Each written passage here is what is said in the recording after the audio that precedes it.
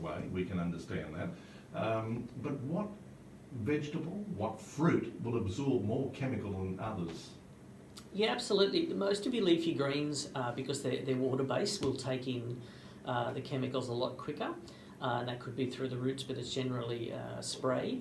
And there's also some with soft-skinned vegetables or fruit, but also some by the nature of their shape or their texture of the leaves or the shape of the fruit or texture will hold the chemicals. So you might be spraying, for example, cabbage, spinach, lettuce, and then it runs down into the core of that and it'll hold it. So you another reason to avoid, if you can at all costs, spraying. Boiling your vegetables, does that get rid of the chemical? Seemed to work for mums in the 70s. I was just thinking it gets rid of a lot of the nutrients was my first thought. Yep. Yeah, a lot of the water-soluble vitamins are gone. Steaming probably wouldn't... much better. Steaming's better, yeah. And washing, there are techniques now. I mean, people are encouraged, if you're concerned about chemicals or wax on the fruit, to wash it in warm water. With a little apple cider vinegar or something like that. That helps. I've never done that. Yeah, so it just sort of helps to take a coating off. Yeah, it's really important if you can't afford to... Yeah, if you can't afford to buy organic, and I think that's the thing, these days they're becoming more affordable, but people have a real issue with spending the extra money. So if you can get green apples for $2.99 a kilo and you're spending $6.50 for 6 apples, it's sort of... Yeah, chalk and cheese. It really is, but it's about... I think I often send people to the websites and just sort of get them to look up the Dirty Dozen, which is the foods that have the biggest amount of chemicals per weight in the foods from chemicals, pesticides. Absolutely. And some of those are? Things like strawberries, potatoes, funnily enough, kale, lettuce. Oh, the super food. Non-organic kale. It's up there with lettuce as having heaps and heaps. Now, why are strawberries here bland, and yet over in Europe, I don't know about the States, and same as tomatoes? The flavour over there is so much superior. I would be more concerned I would be just as much, if not more, concerned about the preservation of food. So we're not getting the fresh food as chemical use, because we're getting things that have been in cold storage for a long time, or they're being picked too young. So there's a lot of fruits and vegetables that the sugars, for example, and the nutrients won't develop after they've been picked. They won't ripen. They may ripen the colour, they may ripen. So this is a big concern, that we need to be having fresh food. And if you grow your own tomatoes, for example, there's nothing like going out and picking a warm tomato that's been in the sun. Washing off the spray. Compared to something that's, we're just not getting those tastes. And it is something, those very common things, especially us older folks, that you can remember having, a beautiful tomato years ago that you can't taste them now. Yeah.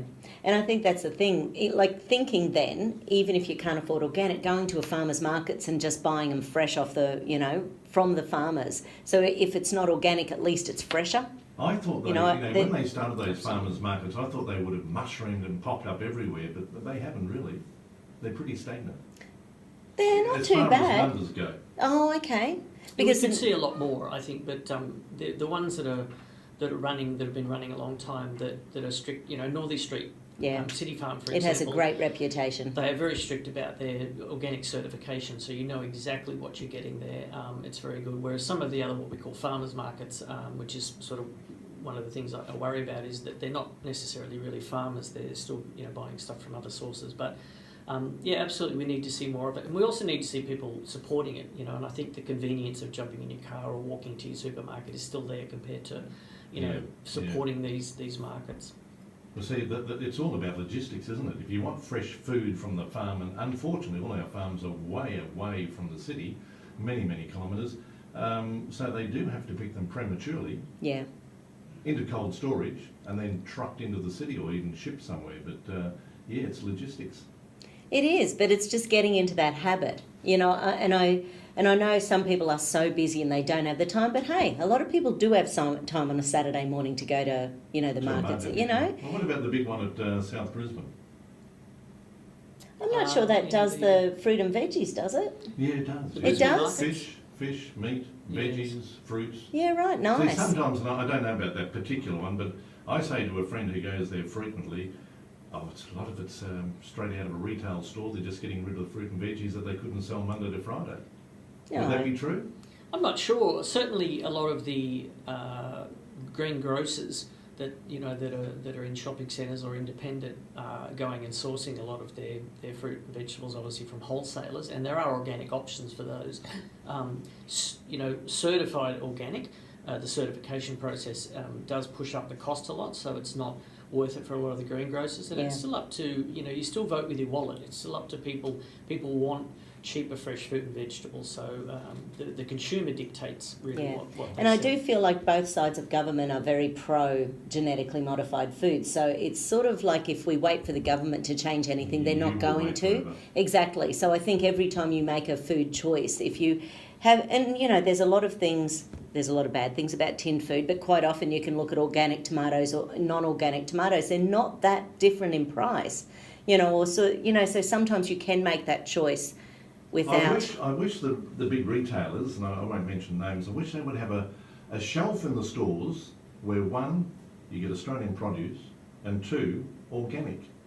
Most of them do have little organic sections these days. Even Coles and Woolies have, in the fruit and veggies, they'll have like a section. It's not huge. It's like 1.5 metres wide and, 2 metres tall, but nonetheless... It's there. It is there, and especially if you get in at the right time of the week, sometimes you can get those, a bit on special. They are making it cheaper if they're, Coles and Woolies and Aldi and the big four have their own brand now, the macro and organic and things like that, and they are making it, because it's their home brand, they are making it a lot more It's affordable. quite reasonable. So those macro products, I remember one day I actually took a photo of my supermarket trolley because I had a look down because it's got a purple and green label, so of course I love it.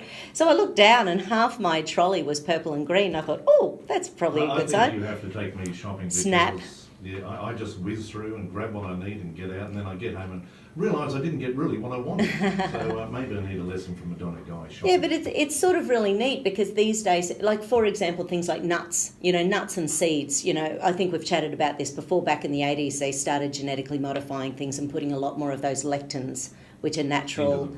They're a natural pesticide that's in seeds and nuts and things, but they increase the amount of them. Once again, they don't have to say they're genetically modified because it's a natural ingredient in it, but now that is known to destroy the villi in the gut.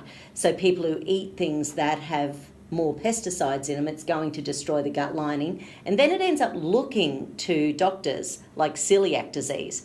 So I'm not saying that a lot of people don't have an issue with wheat, but it looks the same. So if someone goes and gets a biopsy of the intestine and there's no little villi in there, they go, you're celiac. But those villi might have been destroyed because of pesticides and herbicides and all sorts of other things for, 15, 20, 30 years as well. Speaking about celiac, there was an article either on the news or in the paper where they're implanting hookworm into the gut, which is having some marvellous effects on people's ill health, improving them. Yeah, I heard that at a seminar last year, actually. Amazing what they're doing. Hey, when we come back, I want to find out exactly where Green Dean operates. So if you'd like to go along and learn more, he'll be able to tell you where to go and what hours he operates.